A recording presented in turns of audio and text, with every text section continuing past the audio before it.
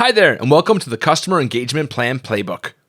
Follow this simple step-by-step playbook to create an effective customer engagement plan that will help you improve how customers engage with your company and to enable your organization with a customer-centric approach to drive revenue. Each playbook begins with a table of contents and a framework for quick reference to the tools and templates highlighted throughout this step-by-step guide. Also included is a maturity model that helps you understand where your organization sits in the spectrum of customer engagement maturity.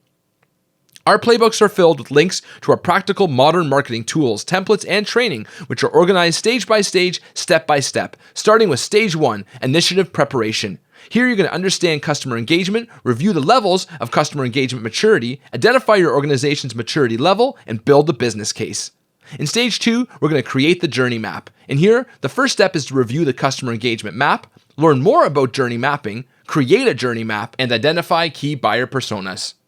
Stage 3 is about planning your strategy. Here, step 1 is to understand customer engagement roles and responsibilities, to create a customer engagement strategy, establish a project plan, identify budget allocations, and then define roles and responsibilities. In stage number 4, it's about technology selection.